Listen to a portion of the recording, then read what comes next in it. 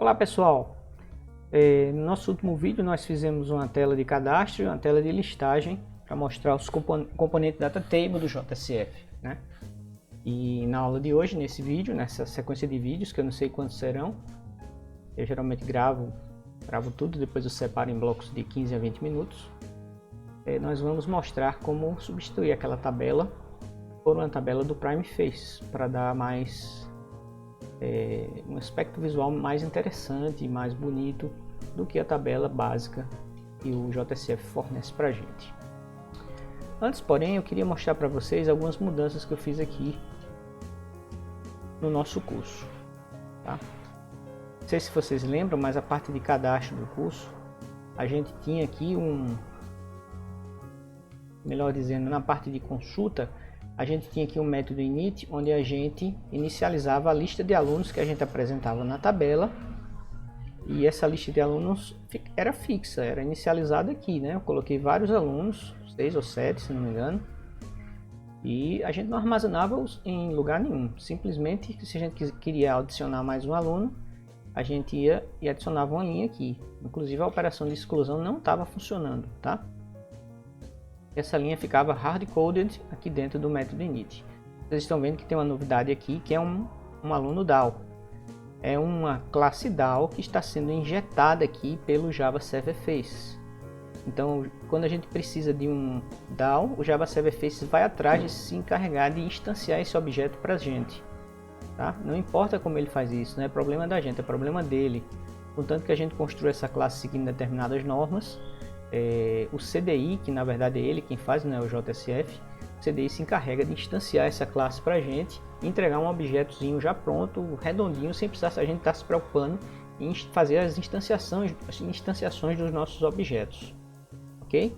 Então aqui ao DAO eu estou pedindo para ele listar todos os alunos que estão cadastrados no DAO. Depois eu vou mostrar a implementação do DAO. Perfeito? Aqui na parte de exclusão, vocês observem que eu pego o DAO, que é uma variável de instância do bin, do nosso consulta bin, que é de escopo de visão, né? Ele vive enquanto a gente estiver interagindo com a página de consulta. Se a gente sair da página de consulta, ele é destruído, tá certo? Isso que significa view scope, a gente vai ver também a parte de escopos ainda nessa parte do curso. Então aqui na parte de excluir, no método de exclusão, eu tenho o uso do aluno DAO, dessa vez para excluir um aluno, né? Ele usa o método delete do aluno DAO e deleta o aluno que eu estou passando aqui como parâmetro. Se vocês observarem lá na página de consulta, dentre as ações que a gente pode executar em cima de cada linha da tabela, uma delas é clicar no botão de excluir. O botão de excluir, na verdade, é um componente do tipo Command Button. Command Button é um componente do Java Server Faces que gera o request HTTP para que a máquina JSF funcione, faça a execução daquelas 6 fases que o JSF, que vocês já sabem, o JSF executa, né? O JSF executa a fase de History View, Apply Values, depois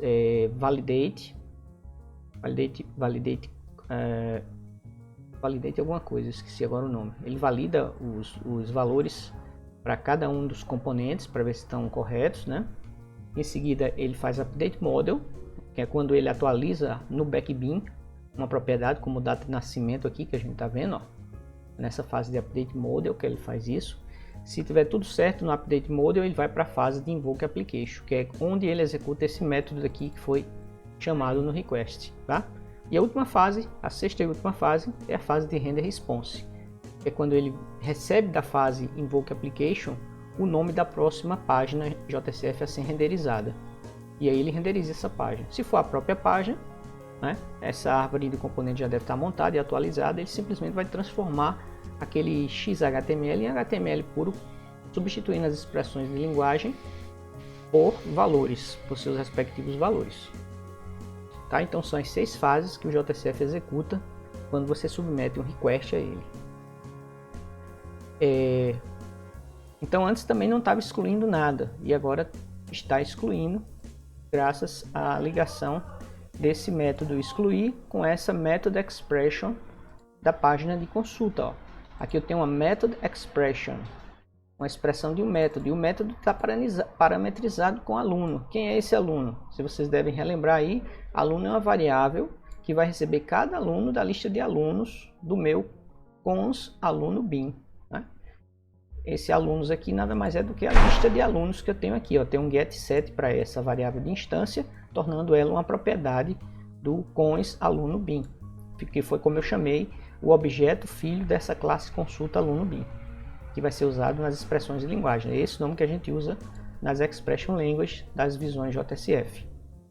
Perfeito? Então aqui ele faz o delete do DAO, em seguida ele pesquisa de novo todos os alunos, que obviamente esse findAll vai devolver a lista completa, menos o aluno que eu excluí. Esse findAll funcionaria se fosse um banco de dados como um novo select no banco, né? Para pegar a situação atual da tabela. Em seguida ele monta uma mensagem e adiciona essa mensagem ao FacesContext, né? A mensagem aluno excluído com sucesso, e retorna null, significando que ele vai voltar para a própria página. Ou seja, ação executada por esse comando vai navegar desta página para ela mesma, porque eu retornei null no método excluir, certo? Aqui eu adicionei algo que precisava para poder esse pCommandButton funcionar, que é um Ajax igual a false. Vocês devem usar isso aí no começo das primeiras telas, enquanto vocês não veem alguma coisa de Ajax, porque senão, se vocês não colocarem isso aí, ele vai submeter um request Ajax. Por default, os comandos do PrimeFace, o command link e o command button, ele submete um request Ajax. E aí não tem nenhum problema, porque você vai voltar para a própria página, né? O problema é que se você tem um request Ajax, você tem que dizer quem vai ser processado naquele request Ajax, quem o request Ajax vai mandar para o servidor, e na volta, que pedaços da página precisarão ser atualizados por aquele request Ajax. Então você tem que dizer quem eu estou mandando para processamento e quem volta processado para eu atualizar na página. Né? Esse objeto já deve existir no DOM da página lá do browser, do navegador, e eu vou apenas atualizar. O Ajax não cria nada novo, ele apenas atualiza o que já existe no DOM. E aí você precisaria passar mais dois atributos aí. Tá certo? Quem eu estou mandando, né? Quem eu estou executando e quem eu estou atualizando, execute e update. Então, para evitar passar dois parâmetros, eu decidi que o meu request não era Ajax. Fica mais simples assim, depois a gente vê como faz um request Ajax, tá bom? Bem, vamos dar uma olhadinha agora na página de cadastro.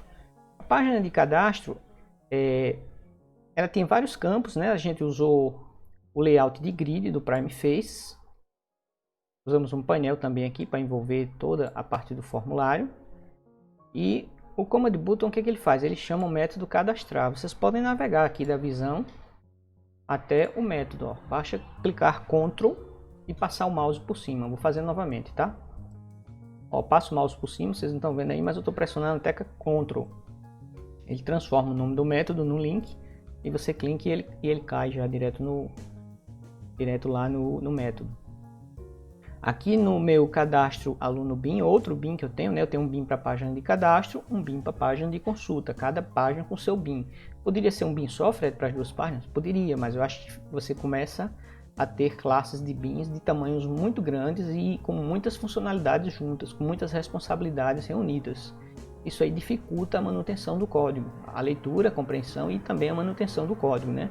Então a chance de você cometer um erro numa classe que tem 200 métodos é muito maior do que numa classe que tem 3, 4 métodos e que lida especificamente com uma suboperação do sistema, nesse caso aqui o cadastro de um aluno. Então aqui no método cadastrar, eu também tenho a injeção de um DAO e eu estou fazendo simplesmente um insert do aluno. Tá?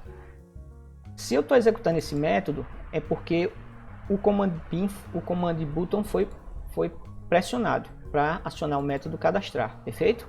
Então ele gerou um request. Esse request HTTP passou pelas 6 fases do JSF. Vamos rever quais são essas 6 fases.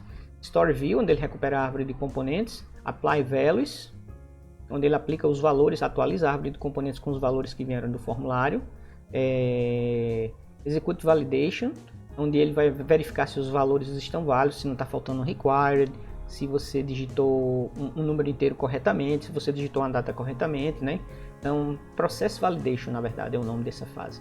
Process Validation, Update Model, que é quando ele executa o bin, atualiza as propriedades dos backbins, tá? Então ele vai atualizar, por exemplo, aqui, ó, vai atualizar o curso que você selecionou para o aluno, vai ser atualizado a propriedade de curso do aluno, que por sua vez pertence ao BIM, vai atualizar a propriedade do nome do aluno, que por sua vez pertence ao BIM, e assim sucessivamente.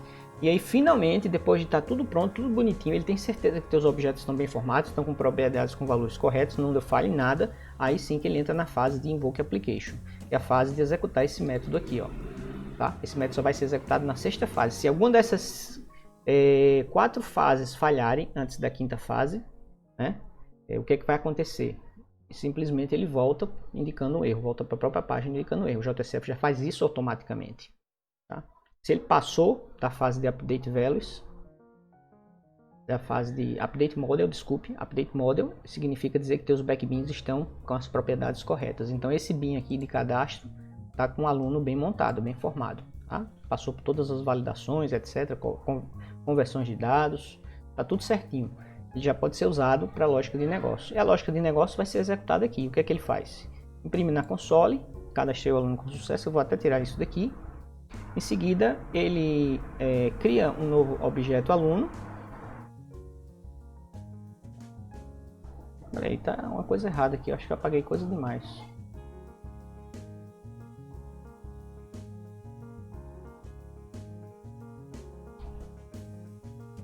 Eu acho que eu apaguei coisa demais aqui, não foi não? Ou eu tô na classe errada, pessoal. Cadastro aluno é esse daqui, ó. Ah, agora sim, né?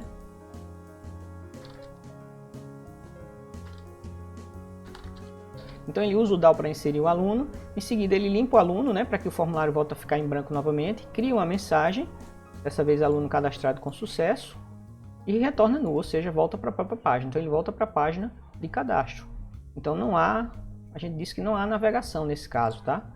Porque a ação aqui recebeu null. Quando a ação recebe null, ela entrega para o mecanismo de navegação que vai executar a última fase de render response. Ó, o cara está querendo voltar para a mesma página, retornou null aqui a ação do método cadastrar. Tá bom, então eu vou renderizar novamente a mesma página onde ele está, só que a página vai vir com novos valores, né? Porque ele vai montar uma nova árvore, vai setar os valores da árvore, etc. E vai gerar o HTML puro a partir do XHTML da visão JSF. Certo? E aí ele devolve para o usuário, para o cliente, para o navegador, a página pura HTML, né? Sem nada desses componentes de JSF dentro dela, certo? Vamos dar uma olhadinha no DAO. Então eu implementei essa classe de DAO aqui, como vocês podem ver aqui nos bins, né? Os bins estão funcionando aí, pessoal, como controladores do JSF, né? Eles que recebem, esses métodos aqui são métodos controladores. Quando você clica em algum botão, são eles que respondem aos eventos de clicar no botão, né? Então eles estão funcionando como o padrão observable. Eles ficam o tempo todo observando quando o usuário clicar no botão. Quando o usuário clicar, eles reagem executando esse método aqui. A classe aluno DAO, o que eu fiz para a classe aluno DAO? Como a gente não viu ainda a parte de banco de dados, eu criei um outro bin, só que um bin com um escopo um pouco mais elevado. Os nossos bins, que são espelhos, são almas das nossas páginas JSF, eles têm um escopo de visão. Então eles sobrevivem enquanto a gente estiver interagindo, estiver num request ou em mais de um request, mas voltando sempre para a mesma página. Se a gente for para uma outra página, esse bin morre. Mesmo que a gente volte de novo para ela, aí um outro bin de visão vai ser criado. Se a gente continuar na página, aquele bin fica sobrevivendo. Até que a gente navega para outra página, aí aquele bin morre. Já o bin de sessão, não. O bin de sessão ele sobrevive independente de onde você esteja dentro da aplicação. O JSF já cria uma sessão para você por default quando você acessa a primeira visão JSF, e essa sessão fica aí. Se você não matá-la programaticamente, via sua programação, a sessão ela não é nunca encerrada pelo JSF, porque ele não sabe quando vai encerrar. Então você, quando faz um logout na sua aplicação, geralmente você vai lá e via programação você mata aquela sessão, para indicar que aquele usuário não está mais numa sessão de trabalho JSF, certo? Não existe nenhuma forma do JSF detectar que você quer sair da sessão se não for via programação, se você não programar isso no seu código. Bem, então o bin aqui ele implementa a interface serializable. Isso é necessário porque a partir do escopo de visão para cima você precisa implementar essa interface. Eu já falei isso no vídeo, né? Tem um número de versão aqui. E como eu não tenho um banco de dados, eu me virei com o tipo set. Então eu guardo os meus alunos em um conjunto de alunos.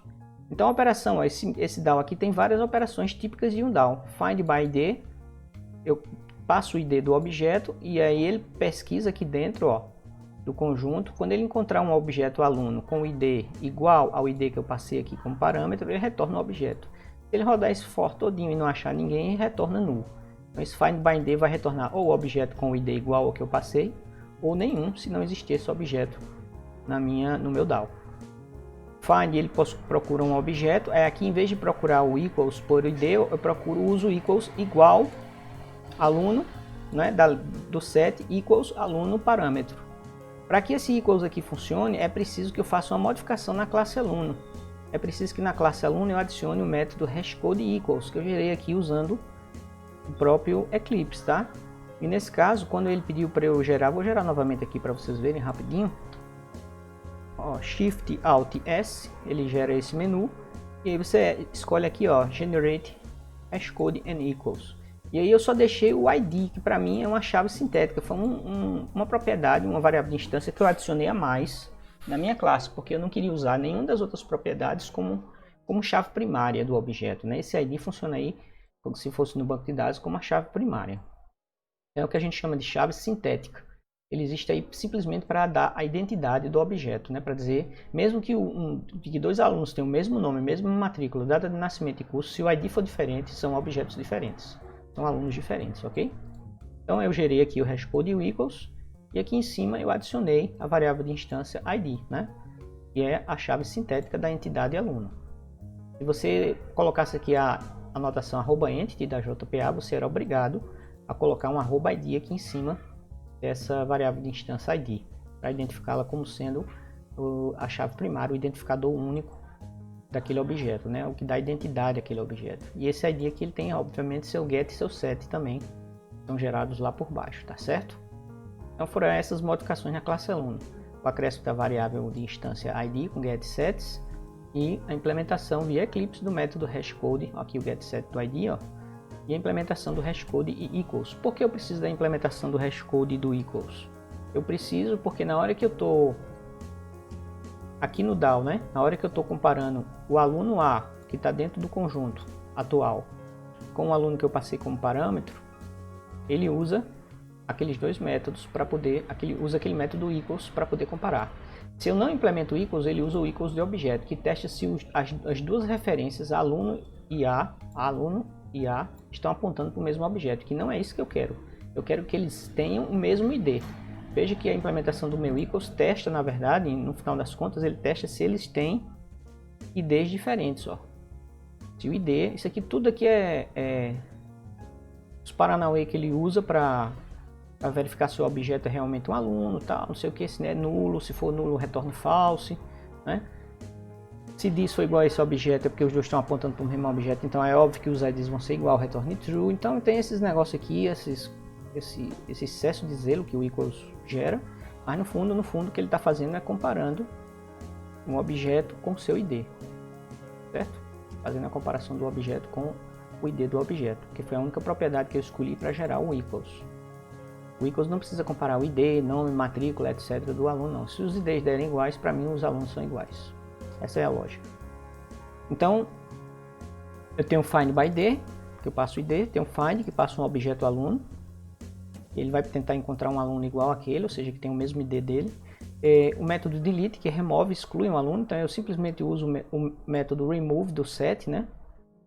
O update, o que é que o update faz? O update, eu já uso aqui o método find by ID, ó, ao meu auxílio. Podia ter usado o find só também. Ele pesquisa um aluno com o mesmo ID desse, chama de x.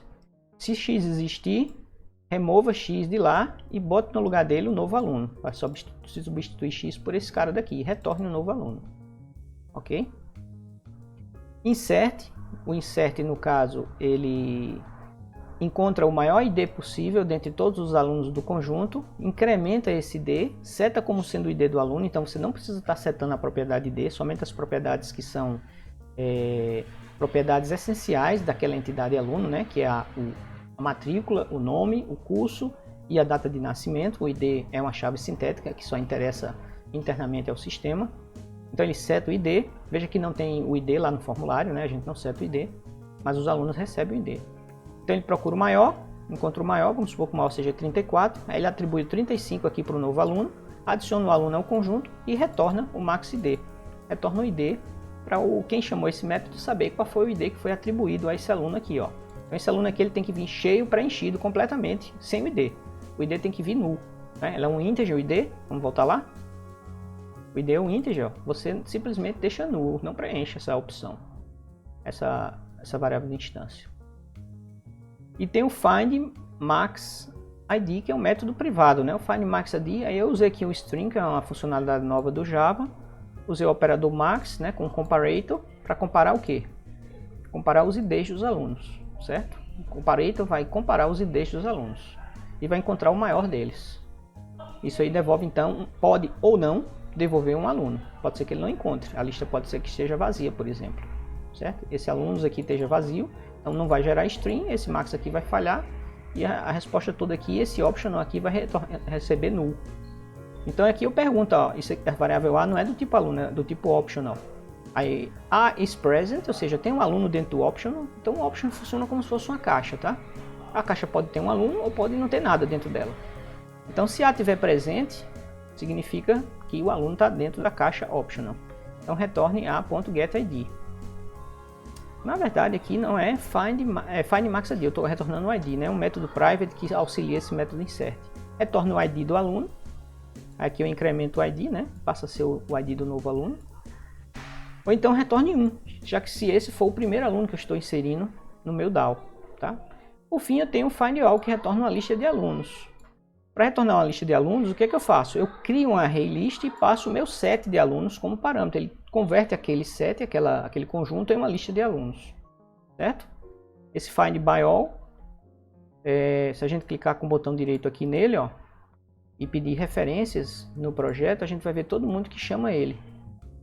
Então o método excluir aluno chama findAll, que é para renovar a lista de alunos, né? O método init, o postConstruct init aqui do consulta aluno também chama o findAll, tá? Vai buscar o findAll e aí é uma lista que ele usa. Então internamente eu implemento o DAO com um set para que os alunos não se repitam, não tenham duplicados lá dentro. Mas ele devolve uma lista de alunos e não um set. Tá? Então vamos ver como é que isso aqui funciona. Vou publicar lá no nosso servidor de aplicações. Vamos renovar aqui a página de cadastro. E aí a gente vai digitar a matrícula 123. Vamos supor que seja eu. Data de nascimento 24/09 de 1970. E selecione o curso. Então meu curso vai ser Sistemas para a Internet. Aluno cadastrado com sucesso. Vamos cadastrar mais um aluno. 222.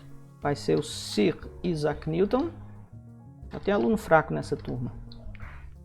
Sir Isaac Newton. A data de nascimento de Isaac Newton, se não me engano, é 25 de dezembro de 1641. Certo? Então selecione o curso. Então Newton vai fazer, sei lá, redes de computadores. 444 vai ser a matrícula do astrônomo Carl Sagan, que eu escrevi com K na aula, no vídeo passado, né? Ele deve ter se remexido todo no túmulo lá. Sou grande fã do Carl Sagan. O Carl Sagan nasceu no dia 9 de novembro de 1934. 9 de novembro de 1934. Sim, pessoal, eu pesquisei isso aí na Wikipedia, vou confessar. Telecomunicações, cadastre. Bom, e como é que a gente sabe se ele cadastrou? Aqui está dizendo que foi o cadastro com sucesso, mas ele não mostra, né, a página de listagem dos alunos. Mas a gente tem essa página aqui. A gente implementou a página consulta, melhor dizendo, com consulta.xhtml. Olha aí os alunos. Certo? Estão todos aqui, ó, com o número de matrícula. Eu podia até imprimir o ID aqui para vocês verem que o ID é gerado automaticamente, né? Tipo um auto-increment do MySQL. E eu posso excluir, por exemplo, o Isaac Newton. Não se comportou direito, está fora da turma, tá? Se eu quiser cadastrar mais algum aluno, eu posso colocar aqui cadastro. Então a primeira melhoria que eu vou fazer aqui com vocês vai ser colocar uns links entre uma página e outra, tá? Eu não vou ensinar a fazer navegação hoje não, que ainda não é assunto do nosso curso. Mas a gente já pode colocar um link para navegar de uma página para outra.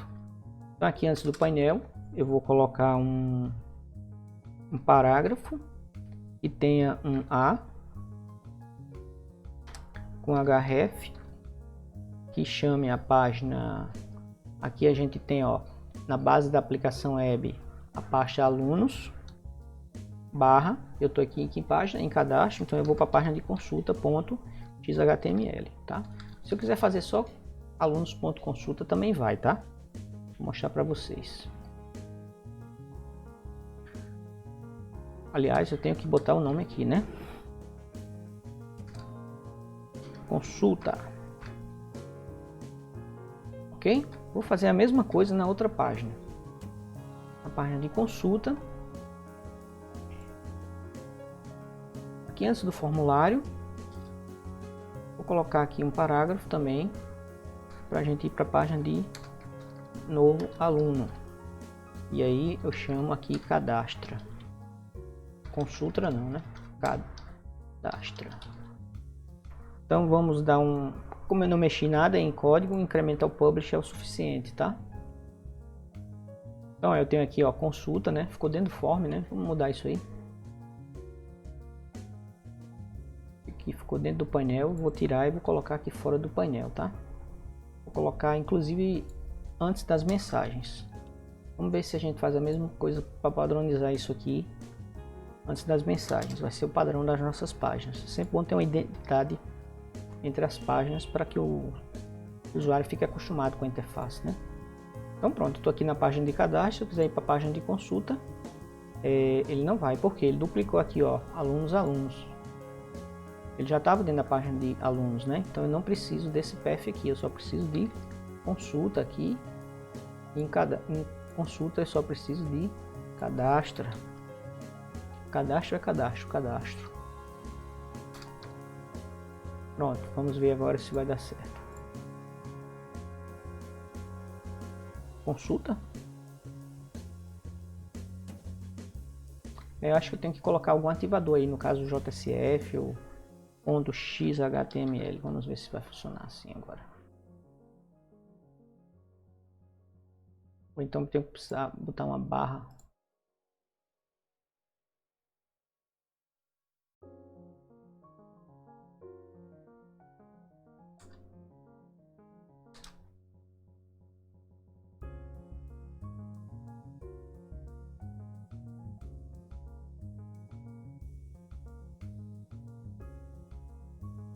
XH, né?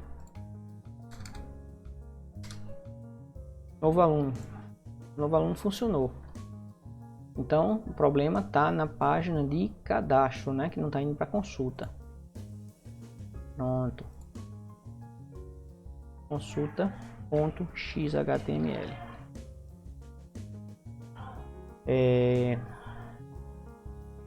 Vamos ver.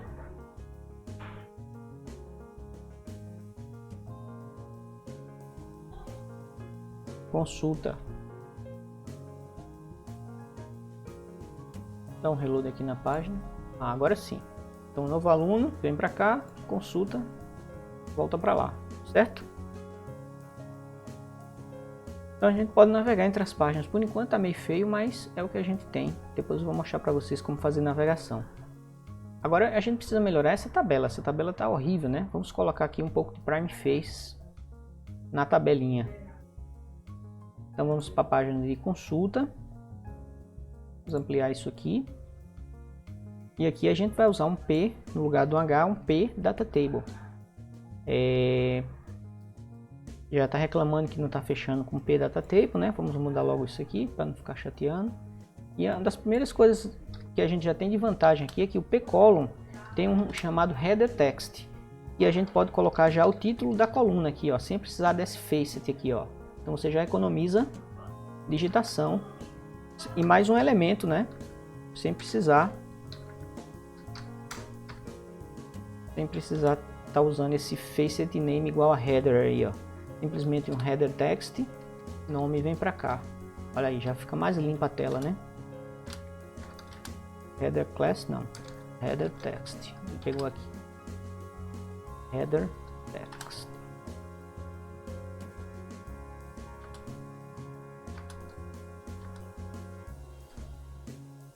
Ah, faltou o P column aqui.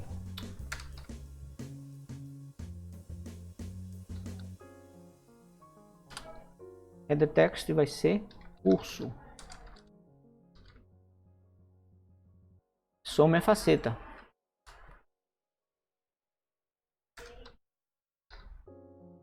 Header text vai ser data de nascimento. E sai o facet.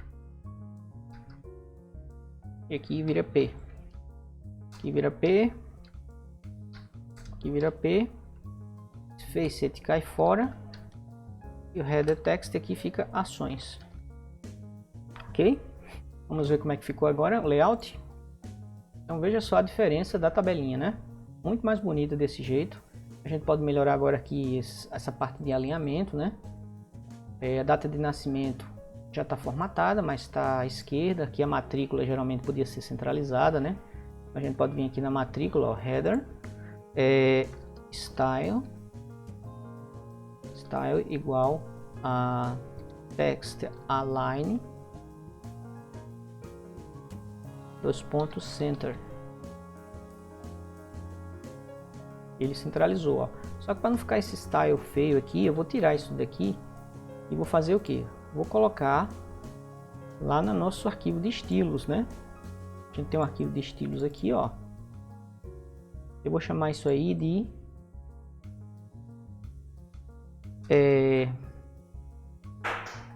align column center, certo? Column center vai ser a nova classe CSS que eu vou criar para centralizar as colunas de uma tabela, certo? E aí ele vai ter esse text align center. Eu já vou aproveitar aqui e já vou emendar um column right. O left é default, então eu não vou criar um left para ele, tá? Text align right. E o default seria o left, né? Então aqui na consulta eu vou botar um style, mas dessa vez vai ser um style class. E aí eu vou chamar ela de column center. Então fica muito mais elegante do que tá. Um dia, se a gente quiser mudar e adicionar mais alguma coisa aí. O que mais que a gente queria que ficasse no centro? A data de nascimento, né? Os botões eu vou deixar aqui à esquerda, porque pode ser que apareçam mais ações aqui para esses botões, tá certo? Então a gente fez isso aí. A gente agora vai dar incrementar o publish, porque a gente mexeu só em arquivo CSS e no arquivo JSF. Aqui a gente vai ter que dar um shift, vai ter que dar uma limpada aqui nos dados, que ele guarda em cache aí os CSS, tá? E aqui, como a gente limpou os dados, a gente limpou também os cookies, e aí acabou a nossa sessão. Como a sessão acabou e aquele DAO estava no escopo de sessão, né? Então os alunos, a sessão foi embora e tudo que estava na sessão, aquele bin lá, aluno DAO, era um bin de sessão. Ele também morreu. Então por isso que os alunos desapareceram aí. A gente vai ter que criar tudo de novo. Já que a gente não está com banco de dados. Vou gastar só 2 aqui, só para a gente...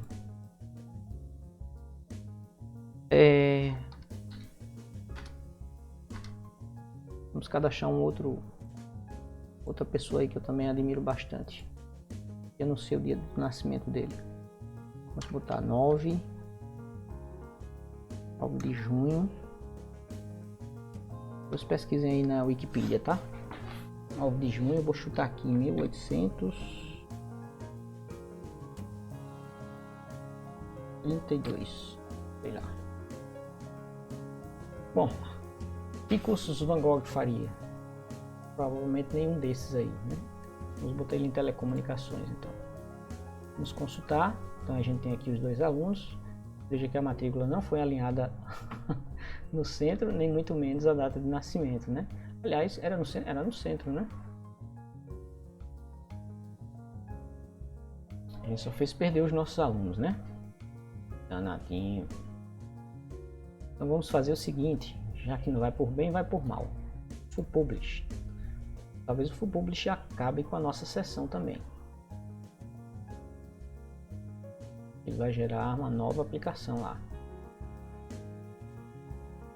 Então reload aqui, ó, apagou.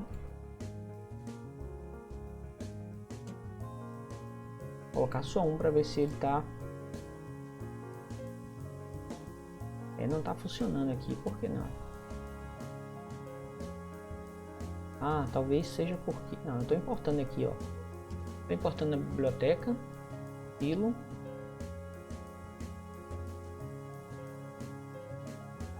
Na consulta eu estou importando, né? Cadastro tanto faz, que a gente não está usando. Para ver se o nome dessa classe está batendo com o nome que eu criei lá no CSS.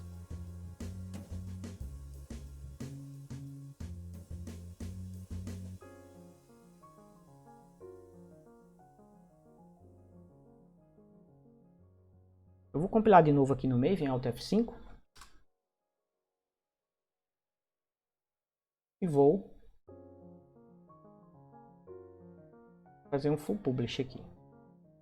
Enquanto ele carrega aí, vamos dar mais uma limpada aqui no cache do sistema, tá? Download, navegação, imagem aqui, preenchimento automático, dados aplicativos, e vamos limpar aqui. Vamos aqui na consulta de novo. Nenhum arquivo. Aquela mensagem lá, pessoal, que aparece lá, ó, No Records Found, é personalizada também, tá? Vamos dar uma olhada já nisso aqui. Então aqui na minha PData Table, vou quebrar aqui para ficar mais fácil da gente ver os atributos da PData Table. Não preciso desse border, nem esse seu padding, porque ele já tem uma coisa automática. Empty message, exatamente. Nenhum aluno cadastrado. Então fica mais personalizada a mensagem do que no records found, né? Nenhum aluno cadastrado, certo? Eu posso fazer com que a tabela também fique com linhas com cores diferentes, que tenha um marcador, né?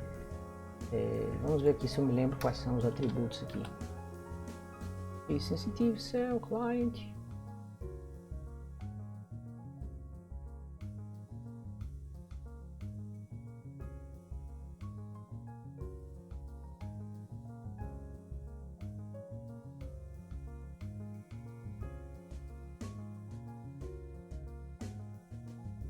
Esse aqui, true. Vamos ver se é esse aí. Vamos cadastrar um novo aluno. Vamos cadastrar dois aqui para a gente poder ver se o efeito do hover funciona, tá? Por que ele não está cadastrando os outros alunos aqui? Isaac Newton. Aí, Isaac Newton aqui. Teleco. Ó, tá vendo? Ó, o hover já tá aparecendo, ó. Ele colocou aqui em duas cores, branco e um cinzazinho mais claro, tá vendo aí? Não sei se consegue, a resolução do vídeo dá para vocês observarem. Mas eu acredito que até que essas cores também sejam personalizadas aqui no Prime Face. Dependendo do skin que você selecionou, a gente selecionou o Bootstrap, estão lembrados, né? O tema, ele chama de tema. Então o tema foi Bootstrap. Então ele tenta o máximo possível copiar o padrão do CSS do Bootstrap. Não está ainda centralizando, por que não? Deixa eu colocar aqui um style. Talvez o style lá meu esteja errado, né? Textalign, eu tenho digitado Textalign errado, né? Vamos ver se a matrícula fica centralizada. Ó, ficou centralizada. Então talvez eu tenha errado aqui o nome do... Não, também não errei não. Textalign. Column Center. File Class. Ele não está reconhecendo o arquivo. O arquivo de estilo não está indo. Vamos ver uma coisa aqui. Vamos inspecionar esse campo aqui.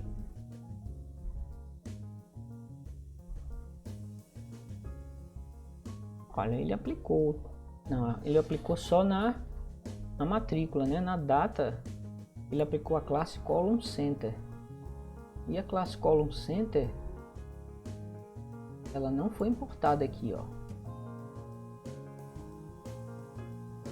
A classe Column Center não existe aqui, ó.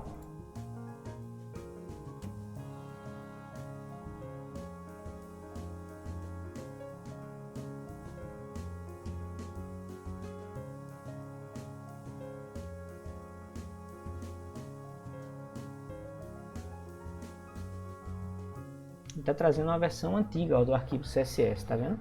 Como se estivesse em cache aí mesmo. O que eu faço para apagar isso aqui? Tá vendo que o arquivo CSS está diferente do que tem lá, ó? Tem lá, tem mais essas duas classes que não estão aparecendo aqui, ó. Então ele está mantendo isso aqui em cache de alguma forma.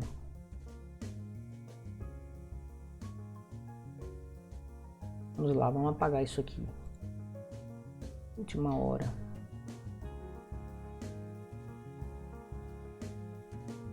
Imagens e arquivos armazenados em cache. Vamos limpar isso aí para ver.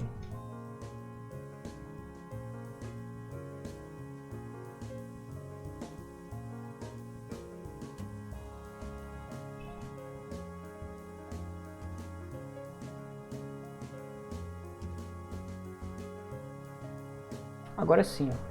Tava faltando somente realmente limpar aí o cache.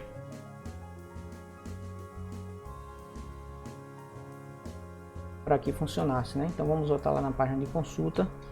Vamos dar um Ctrl Z aqui. Agora sim, ficou com a nossa classe, ficou bem mais elegante, tá? Bom, e se eu quiser fazer outra coisa? Vamos supor que eu quisesse apagar os alunos em lote. Então aqui eu tenho a tabela. Imagine que eu quisesse mais um campo aqui, que fosse um campo de checkbox, que eu pudesse ir clicando em cada linha e em cima tivesse o botão excluir, para excluir logo em lote. Do jeito como está hoje, eu tenho que excluir um a um aqui, né? Então a gente vai incluir uma coluna. Essa coluna vai conter o checkbox, que vai permitir que você selecione os alunos que você deseja excluir, tá? Aliás, vou copiar isso aqui, tá? Vai mais rápido. E aí, aqui no meio eu vou colocar o P select boolean checkbox. A propriedade desse checkbox, o value dele, vai ser abastecido pelo bin, ponto, uma propriedade checked, que a gente vai criar lá no bin, indexada, tá? Ele vai ser um mapa, essa propriedade, indexada pelo ID do aluno. Ok? Então, se eu estou no aluno com ID 1, eu vou ter uma entrada no mapa checked para o aluno com ID 1. E o valor desse mapa vai ser true ou false. Quando você selecionar o checkbox, ele manda true. Quando o checkbox for selecionado, ele manda false. Tá? Então esse mapa vai ter uma chave que vai ser o ID de cada aluno que está na tabela. E o valor vai ser true para aqueles que estão marcados e false para os que não estão marcados. Tá? E aí falta a gente implementar agora essa propriedade checked e o excluir selecionados. Vejam que aqui na JSF Expression Language eu uso a notação de colchete, né? A mesma notação de array para acessar um mapa. Então isso aqui está fazendo o seguinte, ó, ele está pegando esse mapa e com essa chave do mapa acessando o valor do mapa. Tá? Isso aqui vai resultar, como o mapa é de integer, que é o ID, em boolean, que é o valor do checkbox, se ele está marcado ou não, isso vai fazer com que o checkbox fique marcado ou desmarcado quando você está renderizando a página, ou se você estiver submetendo o formulário, se você tiver com um checkbox marcado, ele manda true. Os checkboxes que estiverem desmarcados vão mandar falso para essa posição ID do mapa, tá? Para aquele ID daquele aluno que tiver desmarcado vai ficar falso e que tiver marcado vai ficar true. Ok? Modificar aqui esse rótulo, né? Excluir selecionados, para ficar diferente do outro botão lá, que é específico de cada linha da tabela por aluno. E agora a gente implementa esses dois camaradinhos aqui. Vamos lá em consultar bins. Primeiro eu vou fazer a implementação da variável checked. Ela vai ser um mapa de integer, que é o tipo do ID do aluno, em boolean, que é o valor que abastece o checkbox. Boolean true, checkbox marcado. Boolean false, checkbox desmarcado. Aqui eu tenho que instanciar o objeto. Ele vai precisar ser abastecido lá pela página, né? Então, de integer para boolean. Ok? Isso aqui tem que ser uma propriedade desse backbin, então eu tenho que gerar os gets e sets. Ctrl Shift O, ele vai importar a classe hashMap. E agora vamos implementar o método excluir selecionado. Ele vai ser um private string, porque é um método de comando, né? Ele tem que fazer navegação, mesmo que ele volte para a própria página, tem que ser string. Todo método que tem um action aqui, ó, e ele está no action do command button, então ele tem que retornar um string. Então é obrigatório, tá?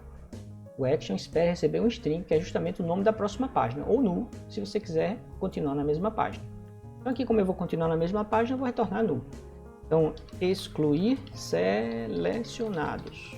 E não tem parâmetro esse método. Outro detalhe também importante, ó, esse método daqui ele não tem parâmetros, eu não preciso passar nada para ele. Tudo que ele precisa saber já vai estar no mapa checked. Lá tem tudo. Quem precisa ser excluído e quem não precisa, quem deve ser mantido. Já aqui não, eu preciso dizer qual aluno, de qual linha da tabela eu vou excluir. Eu tenho que passar o aluno para ele saber de que linha ele está excluindo o aluno, certo? O aluno de qual linha da tabela. Então esse daqui precisa de um parâmetro, mas o lá de cima não precisa de um parâmetro. Então, excluir selecionado sem parâmetros. Para ele não ficar reclamando aí, vamos dar um return null logo para ele retornar para a própria página. Vou declarar uma variável aluno aqui de apoio para receber o aluno que vai ser excluído, já que eu só vou ter em mãos os IDs dos alunos, né? Aí vou fazer um for para receber cada ID lá do mapa checked. E aí, como eu recebo as chaves de um mapa, eu uso o método keySet. KeySet retorna um conjunto das chaves do mapa. Então vai retornar todos os IDs dos alunos que estão cadastrados. E aí eu vou agora perguntar para o mapa checked, na posição ID, se ele é true ou falso. Não precisa nem comparar com true ou falso, porque já é um boolean, né? Se ele já é um boolean, o próprio valor dele já vai definir esse if aqui. Se for true, o checked get 12, por exemplo, se eu marquei o checkbox do aluno com o ID 12, ele vai tornar esse if aqui true, verdadeiro, vai entrar no if. Se não, ele vai pular o if. Se ele entrar no if é porque esse aluno precisa ser removido. Então eu vou pegar o aluno, porque eu só tenho o ID dele por enquanto, eu não sei qual aluno é, só tenho o ID dele. Eu sei que esse ID aqui, o aluno com esse ID eu preciso excluir. Então aquele aluno que eu declarei lá em cima, A, vai receber aluno DAO.find aluno by ID. E aí eu vou passar exatamente esse ID que eu achei aí, ó. Certo? Em seguida, usando o próprio aluno DAO, eu vou deletar o aluno A. Então esse for vai fazer isso para cada checkbox que tiver marcado. No final do processo, o que é que eu vou fazer? Eu vou atualizar a lista de alunos, pegando o aluno DAO e pedindo um find all, me dê todos os alunos que restaram aí, para atualizar a lista, né? Como se fosse um novo select na tabela, se isso fosse um banco de dados. Eu vou desmarcar os checkbox que ficaram marcados lá na interface, para quando a página voltar, eles voltarem limpos. Então eu faço simplesmente um clear aqui no meu mapa. E por fim, checked clear, eu vou pegar esse trecho de código, que já eu vou refatorar ele no próximo vídeo aí, para transformar ele em uma função. Que ele é praticamente igual, só muda a mensagem que eu estou emitindo, né? Alunos selecionados, excluídos com sucesso. Pronto, agora a gente podemos testar aqui a nossa aplicação. Então eu tenho alguns alunos cadastrados aí, né? Eu não tinha apagado a minha sessão. Então já ganhamos esses alunos, não precisamos entrar no passo de cadastro. E aí a gente pode selecionar. Veja que aqui primeiro está errado, está matrícula, né? Fiz o Ctrl+C, Ctrl+V. E primeiro está muito largo isso aqui, ó. Então vamos resolver logo isso para que a nossa interface não deixe para amanhã o que você pode fazer hoje, né? Primeiro, o header text aqui é branco. O aluno center, beleza, alinhou os checkbox no centro, mas essa coluna da tabela está muito larga. Então eu vou usar um style igual a width, sei lá, 2%. Em geral eu uso esse valor aí nas minhas colunas de checkbox. Vamos ver se vai dar certo. Olha, beleza, ficou bem bonitinho, exatamente o mesmo tamanho, ó. Então eu vou apagar o aluno 1, aluno de matrícula 123 e o aluno de matrícula 999. Vou clicar em excluir selecionados e ele apaga justamente os alunos que foram selecionados, tá bom? Pessoal, por hoje é só. Aliás, nesse vídeo é só. Eu vou deixar um link para o GitHub, onde eu vou armazenar esse projeto. Assim vocês podem baixá-lo, estudá-lo, fazer modificações, etc. A gente vai continuar com ele nos próximos vídeos, tá bom? Por enquanto é só. Até o próximo vídeo. Tchau!